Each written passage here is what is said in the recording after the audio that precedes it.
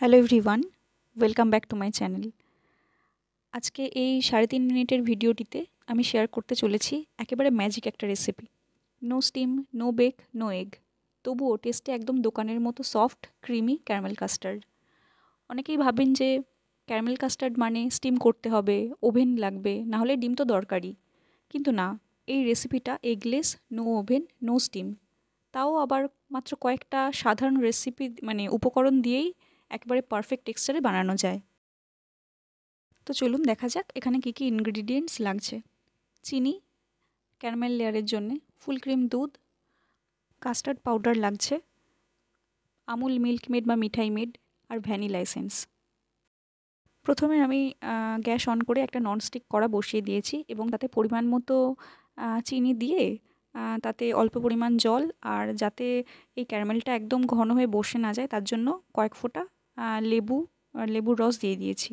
এবার ক্যারামেলটা রেডি হয়ে গেলে যাতে আমি ক্যারামেল কাস্টার্ডটা বানাবো সেই বাটিতে ওই ক্যারামেলের এটা সলিউশনটা দিয়ে দেব, আর এটাকে সেট হতে দেব। তারপর ওই একই কড়াইতে আমি পরিমাণ মতো দুধ গরম করতে বসিয়ে দিয়েছি, আর ওই দুধ থেকেই কিছুটা পরিমাণ দুধ একটা বাটিতে তুলে নিয়ে তাতে কাস্টার্ড যে পাউডার 1 চামচ বা 1.5 চামচের মতো মিশিয়ে নেব। আর যেটুকু দুধের পরিমাণে আমি ওই কাস্টার্ডটা বানাবো সেইটাতে ওই সলিউশনটা আগে থেকে যেটা আমি কাস্টার্ড পাউডার মিশিয়ে রেখেছিলাম সেটা দিয়ে নেব।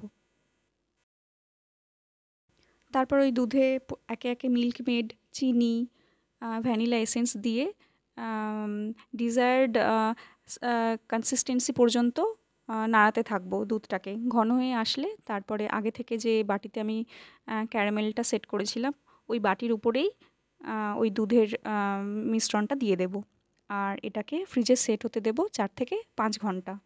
তারপরে ঠান্ডা ঠান্ডা পরিবেশন করতে হবে caramel custard.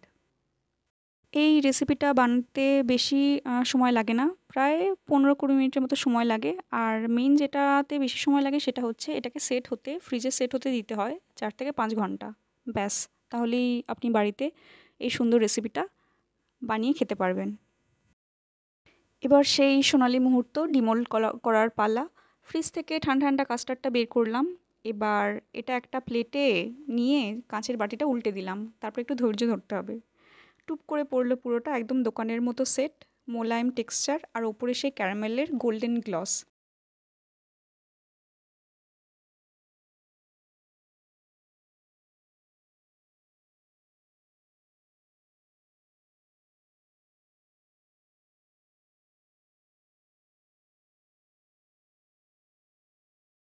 Just look at that shine. না বেক, না স্টিম, না ডিম, তাও একদম পারফেক্ট ক্যারামেল কাস্টার্ড। দেখে বোঝার উপায় নেই যে এটা হোমমেড, বাট এটা দেখে লাগছে যে একদম বেকারি থেকে এসেছে। ভিডিওটি যদি ভালো লেগে থাকে তাহলে একটা লাইক দেবেন, আর চ্যানেলে নতুন হয়ে থাকলে সাবস্ক্রাইব করে পাশে থাকবেন। ধন্যবাদ।